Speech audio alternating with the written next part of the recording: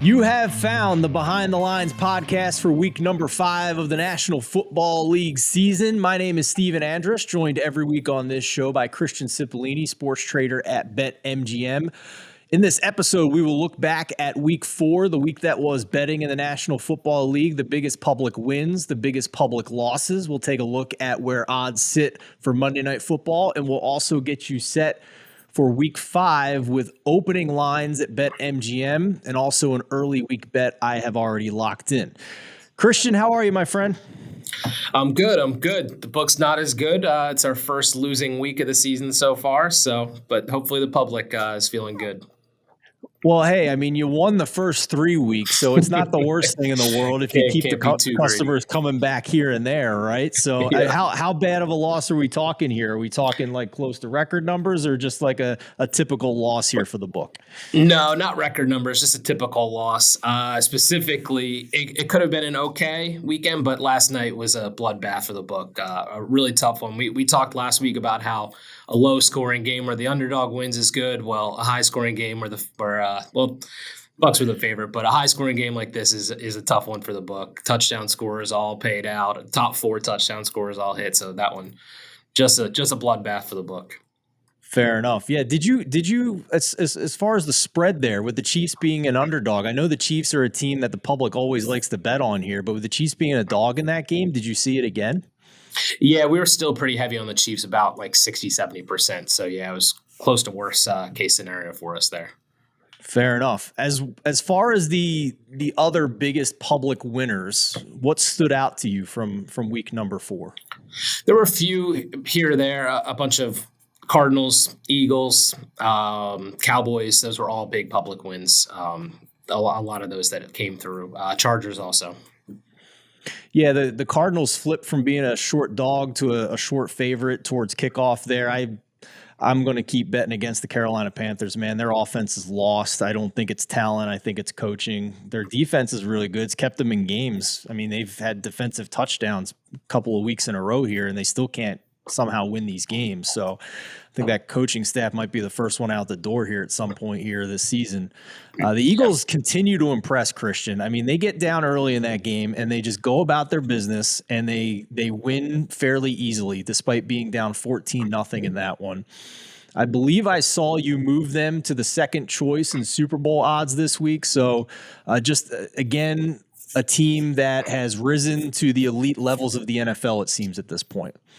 Yeah, for sure. I mean, at first it was kind of, all right, they're here, but they're steamrolling opponents and just beating them pretty good handily every game. I mean, most of the time you're not seeing them on red zone in that witching hour anymore because the game's out of hand at that point. So they're our third favorite to win, but they're now the favorite to win the NFC East for us at BetMGM.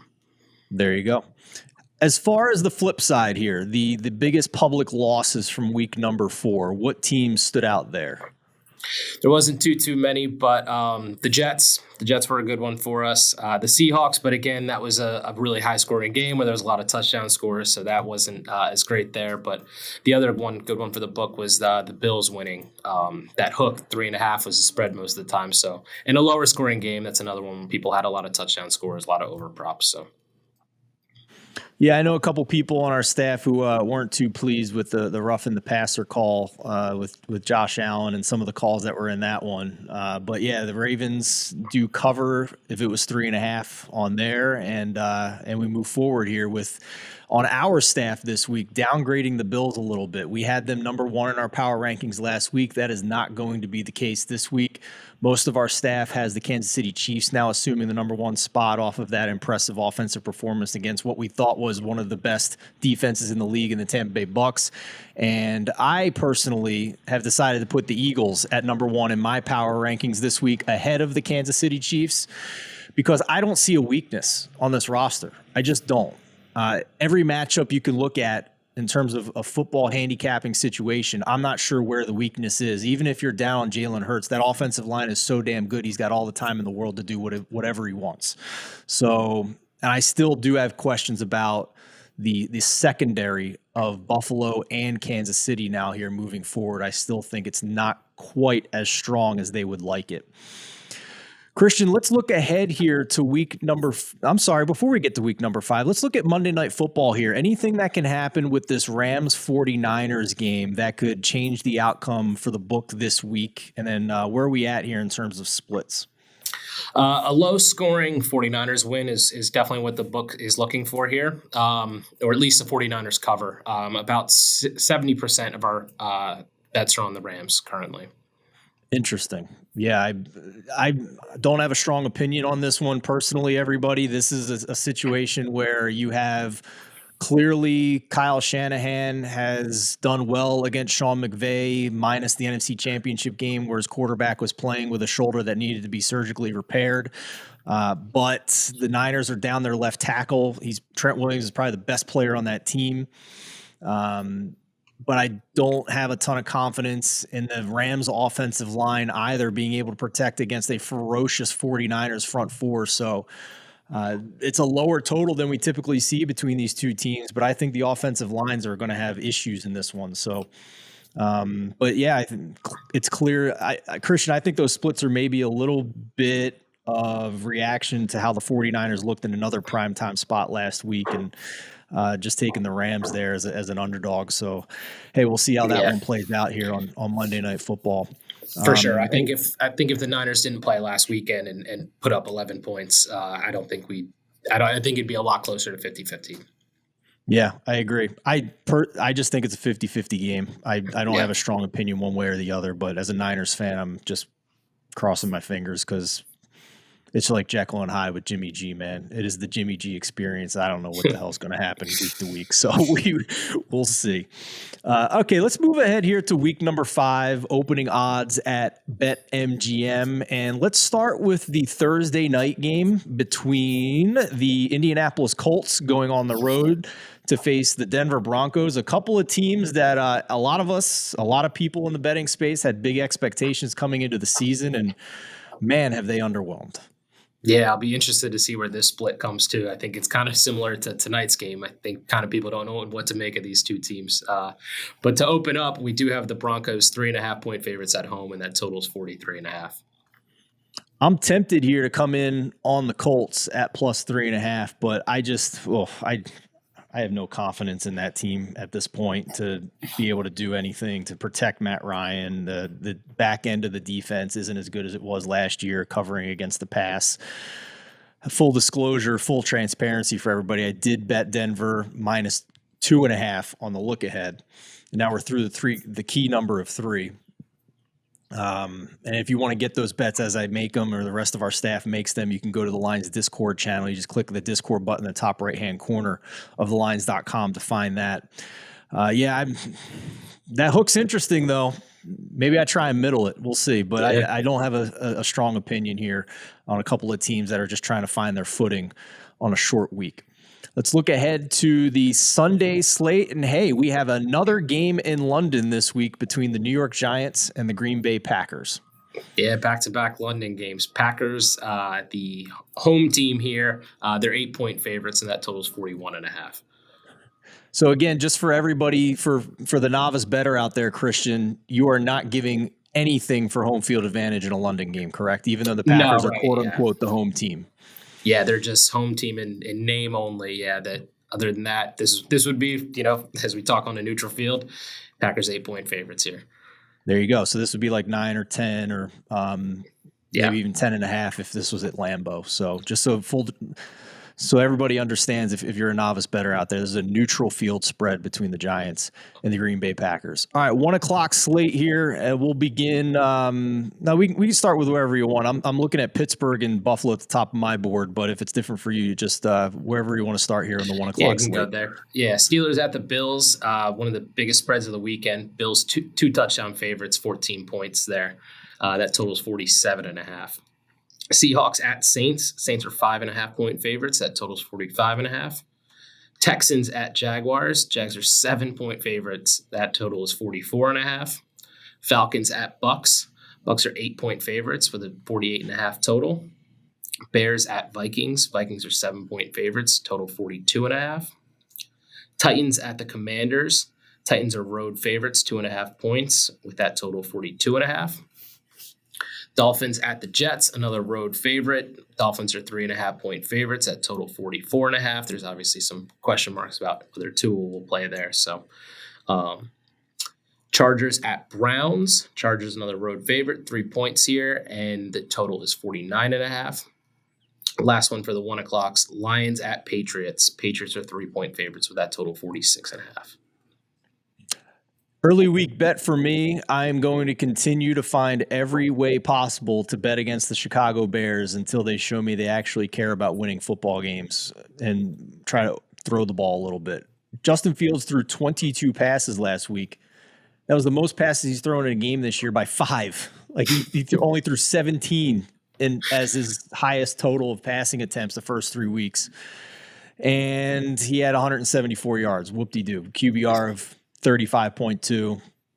They're facing the Vikings, who we know have great weapons on offense, who can get after it with a pass rush, even though they're a little susceptible in the back end. But the Bears don't have any type of passing game to take advantage of that with against Minnesota. So I bet this at -6.5 on the look ahead. I'd be fine betting it at 7.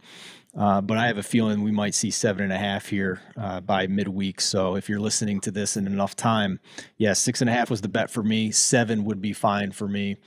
And I think we continue to ride against Justin Fields, who is right at the bottom of every advanced metric you look at. Completion percentage over expectation, EPA per play, success rate, right down there with the likes of Baker Mayfield. So let's bet against that as much as we can, as long as the book's giving us a possession or less. We'll see how that goes. So, all right. Late window here, Christian. Yeah, 1940s what are we looking football at over there. On Baker Mayfield. 49ers at the Panthers. Great segue. Let's talk about Baker now. 49ers at the Panthers. 49ers are 5-point favorites, and the lowest total of the week, 39.5.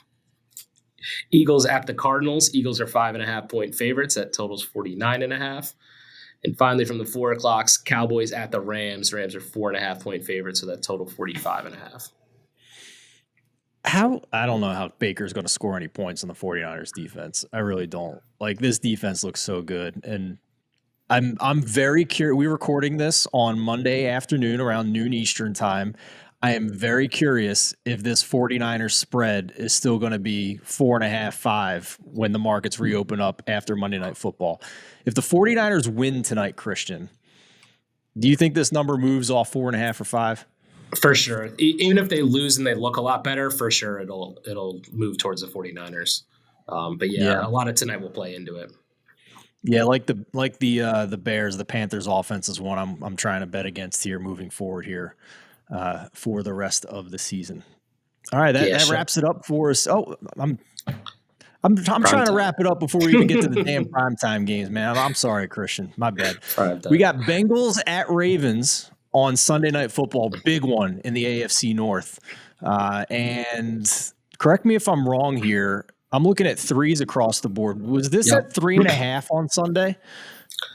I believe so. Sunday we're juiced night, a little. Yeah, we're juiced to the Ravens a bit. They're -115. So I believe it was.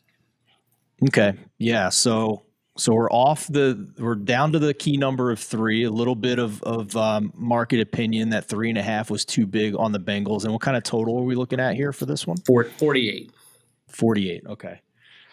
Yeah, I'm not going to have a bet on this one because, I already have a side wager for a bottle of whiskey between myself against Eli Hershkovich and Mo Nawara on our staff because I took the Bengals to finish higher than the Ravens in the division coming into this season. And it was not a great start to the season for me by any stretch, but maybe a little bit of reason to be encouraged with how much better the offensive line of the offense looked on Thursday Night Football against the Dolphins defense. So we'll see how that plays out. And last but not least, Chiefs are back in prime time on Monday Night Football here at home against the Raiders. Yep, our biggest total of the week, 51, and the Chiefs are 7-point favorites here at home. All right. And, oh, man. I think we're back to the Chiefs being big spreads after what they just did on Sunday Night Football. I'm not sure we're going to see them as a dog for the rest of the season here. No, pretty unlikely. Yeah, if anything, it'll be close, but yeah. Yeah, we'll see. Christian, as always, thank you so much for the fantastic insight from behind the scenes over at BetMGM.